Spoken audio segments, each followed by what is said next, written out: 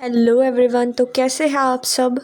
आज मैं फिर से लेके आ गई एक नया पार्ट। अगर आपको ये स्टोरी पसंद आ रही हो तो प्लीज़ वीडियो को लाइक और चैनल को सब्सक्राइब करना मत भूलिएगा। तो चलिए आज का नया पार्ट शुरू करते हैं।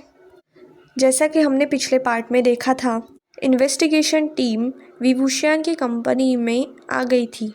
उन्होंने पूरी कंपनी छान मारी लेकिन उन्हें कुछ नहीं मिला। लेकिन जब उन्होंने बेसमेंट को चेक किया तो उन्हें वहाँ पे कुछ ऐसा मिला जिसको देख के विभूषण और उसके फादर दोनों शॉक हो गए।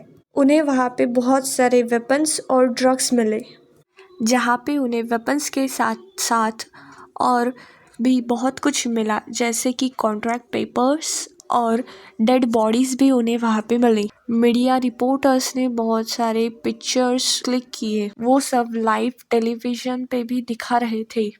बहुत जल्द ही चाइना में सबको पता चला था कि विभूषण की कंपनी इल्लीगल काम भी करते हैं। वो हेड उन दोनों से कहता है, अगर आप इल्लीगल काम नहीं करते हो तो फिर ये हमें यहाँ पे कैसे मिला, और तुम लोग ये डेड बॉडीज के बारे में क्या सोचते हो। विभूषण उन्हें बहुत बार बोलता है, सर सच में हमें ये सब कहाँ से आया हमें नहीं पता, और हम इस सब में इन्वॉल्व भी नहीं है। हमें नहीं पता हमारे अगेंस्ट ये प्लान किसने किया है। विभूषण बहुत ज्यादा डर गया था और वो बहुत नर्वस भी था। और रियली तुम्हें जो भी एक्सप्लेन करना है तुम लोग कोर्ट में एक्सप्लेन करना, the head of investigation team says. जिसे सुनते ही विभूषण के पापा सारा का सारा ब्लेम खुद के ऊपर ले लेते हैं। सर सब में विभूषण इन्वॉल्व नहीं है, ये सब मैंने किया है, उसे तो इस सब के बारे में कुछ भी नहीं पता। वहाँ पे बहुत जल्द पुलिस भी आ जाती है और वो सब कुछ चेक करते हैं। कुछ टेक्नीशियंस कंपनी के लैपटॉप में सर्च करके देखते हैं स्मगलिंग के बारे में, लेकिन उन्हें वहाँ पे उसके रिलेटेड कुछ भी नहीं मिलता। उन दोनों ने सबको कन्विंस करने की भी बहुत कोशिश की, लेकिन उनकी बात वहाँ पे कोई भी नहीं सुनता। पुलिस इंस्पेक्टर विभूषण और उसके फादर को हैंडकफ पहनाने ही वाले थे कि उसके सामने उसके फादर आके खड़े रह गए। तुम लोग उसे नहीं पकड़ सकते, इस सब में विभूषण का कोई हाथ नहीं है। इन्वेस्टिगेशन टीम का हेड विभूषण के फादर को पूछता है, आप ये कैसे कह सकते हो कि विभूषण इस सब में इनोसेंट है? क्या आप उसे प्रोटेक्ट कर रहे हो? जिसको विभूषण के फादर पूरा इग्नोर करते हैं। वो विभूषण के आंसू को पोंछते हुए उसे कहते हैं, तुम इस सब में इनोसेंट हो, ये सब मैंने किया है। विभूषण भी जानता था कि उसके फादर ने इस सब में कोई इन्वॉल्व नहीं है। वो अपने फादर को बोलता है, नहीं आप इस सब में इन्वॉल्व नहीं हो। लेकिन उसके फादर उसे बहुत कन्विंस करने की कोशिश करते हैं कि हाँ ये मैंने ही किया है। इस सब ड्रामा को इग्नोर करते हुए पुलिस इंस्पेक्टर विभूषण के फादर को अरेस्ट कर लेते हैं। वो उन्हें कार में बिठाते हैं और वहाँ से निकल जाते हैं। विभूषण उन्हें रोकने की कोशिश करता है लेकिन वो पहले ही जा चुके थे। विभूषण के एम्प्लॉयज़ उसे अजीब नज़रों से देखने लगते हैं। उन्हें पता था कि अगर वो इस कंपनी में और ज़्यादा देर रुके तो पुलिस इंस्पेक्टर उनसे भी क्वेश्चन पूछ सकते हैं, जिससे वो लोग भी ट्रबल में आ सकते हैं। तभी एम्प्लॉयज़ को उनके घर भेज दिया जाता है और विभूषण की पूरी कंपनी को सील किया जाता है। विभूषण अपने घर पहुंचता है। वो अपनी मॉम के लिए बहुत ज़्यादा टेंस था। जैसे ही वो घर के अंदर एंटर करता है, वो देखता है बहुत सारी मेड्स उसकी माँ को पानी देने की कोशिश कर रही है, जिसे देखकर विभूषण और भी ज़्यादा पैनिक हो जाता है।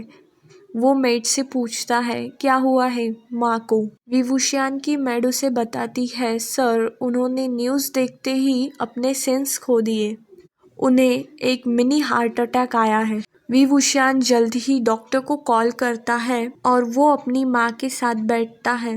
उसकी माँ बहुत ज़्यादा रो रही थी विभूषण को हक करके। वो अपने बेटे से बहुत ज़्यादा बेग करती है, प्लीज़ अपने फादर को बचाओ, वो इस सब में इन्वॉल्व नहीं है, हमें कोई फंसा रहा है। हाँ मॉम मैं ये जानता हूँ और मैं अपना बेस्ट दूंगा।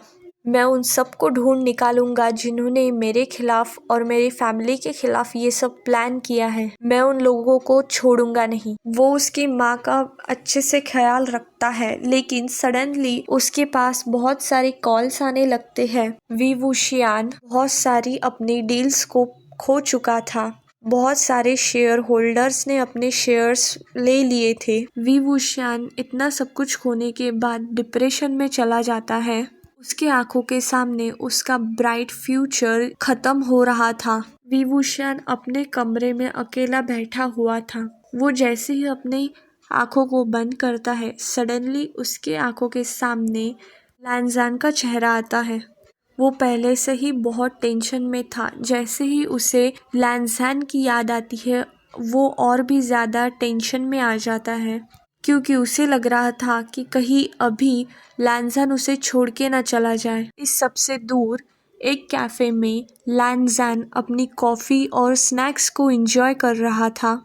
उसकी दोस्त उससे कहती है, लैनज़ान तुम बहुत लकी हो कि तुम्हें इतना रिच शुगर डैडी मिला है जो तुम्हें सब कुछ प्रोवाइड करता है। हाँ, वो बहुत ज़्यादा रिच और हैंडसम है और मुझे क्या ही चाहिए। लैनज़ान वी वुशियान के कार्ड से वेटर को सारे बिल्स पे करता है और एक्स्ट्रा टिप भी देता है। लैनज़ान के साथ उसके कुछ दोस्त भी उसके पैसे के लिए रह रहे थे। कैफ़े का ओनर टेलीविज़न को शुरू करता है जहाँ पे वी वुशियान की न्यूज़ चल रही थी। वी वुशियान से देखते ही लैनज़ान का एक फ्रेंड उसे बोलता है, ओ नो, अब लगता है कि तुम लकी नहीं रहे। लैनज़ान उसे बोलता है, तुम्हारा मतलब क्या है? और जिस तरफ उसका दोस्त दिखा रहा था उस तरफ लैनज़ान की नज़र पड़ती है। वो भी उस न्यूज़ को देखता है। टीवी पे न्यूज़ आ रही थी, वी वुशियान की कंपनी में बहुत सारे इलीगल वेपन्स, ड्रग्स और डेड बॉडीज मिली है। सुनते ही लैनज़ान बहुत ज़्यादा शॉक हो जाता है। लैनज़ान के कुछ दोस्त उसके ऊपर हंसने लगते हैं। वो उसे बोलते हैं हंसते हुए, सॉरी लैनज़ान, मुझे ऐसे हंसना नहीं चाहिए, लेकिन अब तुम अनलकी हो। तुम्हारी शुगर डैडी एक स्मगलर है। वो सब कुछ खो चुका है। वो अब एक बिजनेसमैन नहीं रहा। अब तुम किसे अपना शुगर डैडी कहोगे? ऐसा सुनते ही लैनज़ान गुस्से में आ जाता है, लेकिन उन सब में से एक उसकी दोस्त उसे बोलती है, काम डाउन लैनज़ान। लैनज़ान जल्दी ही कैफे से बाहर आ जाता है और अपने अपार्टमेंट की तरफ दौड़ने लगता है। यहाँ से सीन शिफ्ट होता है वी वुशियान के मेंशन की तरफ, जहाँ पे पूरा मेंशन शांत था। कोई भी कुछ भी नॉइस नहीं कर रहा था। कुछ मेड्स अभी भी मेंशन में थे। वो उन्होंने डिनर प्रिपेयर किया, लेकिन ना वी वुशियान और वी वुशियान की मॉम किसी ने भी खाना नहीं खाया। वी वुशियान अपनी मॉम के रूम में था। उसके मॉम की तबीयत बहुत ज़्यादा खराब थी। डॉक्टर उन्हें चेक करते हैं। वी वुशियान काउच पे बैठा हुआ था। उसके माइंड में बहुत सारे अजीब अजीब से ख्याल आ रहे थे। उसी बीच एक मेड उससे बोलती है, सर, लैनज़ान आपसे बात करना चाहता है। वी वुशियान अपनी मेड की तरफ देखते हुए उसे बोलो कि वो रूम में आए। Made, okay sir. वी वुशियान अपने रूम में आके बेड के एक कॉर्नर पे बैठता है। कुछ देर बाद लैनज़ान डोर को नॉक करता है। वी वुशियान उसे अंदर बुलाता है। लैनज़ान धीरे से रूम में आता है। वो रूम पूरा डार्क था और रूम में बहुत ज़्यादा शांति थी, जिससे लैनज़ान को एक हॉरर वाइब आ रही थी, जिसे देख के लैनज़ान शिवर करने लगता है। वो वी वुशियान के सामने जाके खड़ा हो जाता है, लेकिन वी वुशियान उसकी तरफ नहीं देखता।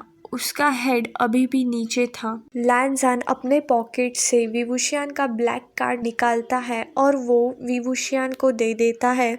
आप इसे रख सकते हो, मुझे अब ये नहीं चाहिए। वी वुशियान लैनज़ान की तरफ अपने सीरियस फेस से देखता है। लैनज़ान वी वुशियान के डार्क आईज से और भी ज़्यादा डरने लगता है, लेकिन वो खुद को कंट्रोल करता है। वी वुशियान उससे पूछता है, क्यों? लैनज़ान उसे रिप्लाई देता है, क्योंकि अब मैं तुम्हारा शुगर बेबी बन के नहीं रह सकता। मुझे लगता है कि हमें हमारी रिलेशनशिप को यहीं पे ख़त्म करना चाहिए। जिसे सुनते ही विवुशियान गुस्से में उसे कहता है, तुम मुझे छोड़ के जा रहे हो? लैंज़न उससे बोलता है, हमारा रिलेशनशिप एक शुगर डैडी शुगर बेबी का था। अभी तुम्हारा शुगर बेबी बन के मुझे क्या मिलेगा? इसीलिए मैं अब इस रिलेशनशिप को ख़त्म कर रहा हूँ। और वो डोर की तरफ चलने लगता है, लेकिन विवुशियान लैंज़न का हाथ पकड़ता है। लैंज़न उसकी तरफ नहीं देख रहा था, उसकी बैग अभी भी विवुशियान की तरफ थी। प्लीज़ तुम मुझे छोड़ के मत जाओ, मुझे अभी तुम्हारी ज़रूरत है। विवुशियान लैंज़न को अपनी लैप पे खींचता है। लैंज़न उसकी तरफ देखता है। सॉरी मिस्टर वी, लेकिन अभी मुझे कुछ भी कंटिन्यू नहीं करना है। जिसे सुनते ही विवुशियान की आंखें पूरी आंसुओं से भर जाती है। प्लीज़ तुम मेरे पास रुक जाओ, मुझे तुम्हारी अभी ज़रूरत है, प्लीज़। विवुशियान लैंज़न का हाथ अपने चेस्ट पे रखता है। ये तुम क्या कह रहे हो? मैं तुम्हारे साथ अभी नहीं रह सकता। विवुशियान अपनी आंखों को बंद करता है और वो लैंज़न को किस करने लगता है।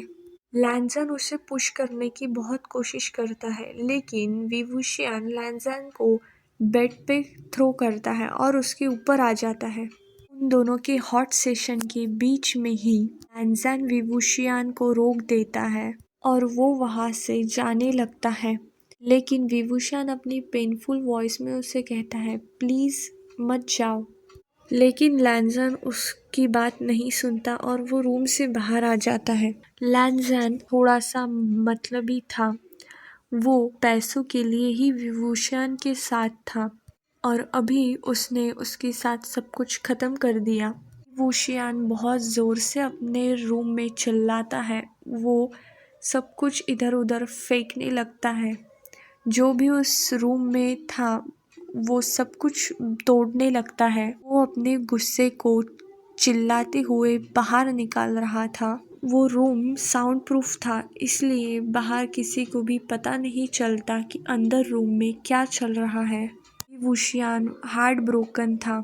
उसने एक ही दिन में सब कुछ खो दिया, अपना बिजनेस एंड उसका ओमेगा भी। लेकिन विवुशियान के ऊपर अभी भी बहुत सारी रिस्पॉन्सिबिलिटीज़ थी। उसे अपनी बीमार माँ का भी ख्याल रखना था और उसे अपने फादर को भी इनोसेंट प्रूफ करना था। उसके साथ साथ उसे अपने बिजनेस को भी संभालना था। सो हेलो एवरीवन, तो कैसा लगा आप सबको आज का पार्ट? तो क्या लगता है आप सबको आगे स्टोरी में और क्या होगा? मुझे कमेंट सेक्शन में ज़रूर बताइएगा। और गाइस, क्योंकि ये एक शॉर्ट स्टोरी है तो आगे के 2-3 पार्ट में ये स्टोरी ख़त्म हो जाएगी। तो आगे आप मुझसे कौन सी स्टोरी सुनना चाहते हो, प्लीज़ मुझे वो भी बताइएगा। तो चलिए मिलते हैं नेक्स्ट पार्ट में। अगर आपको ये स्टोरी अच्छी लग रही है, वीडियो को लाइक, चैनल को सब्सक्राइब और चैनल को अपने फ्रेंड्स के साथ शेयर करना मत भूलिएगा। Thank you for watching. Bye bye.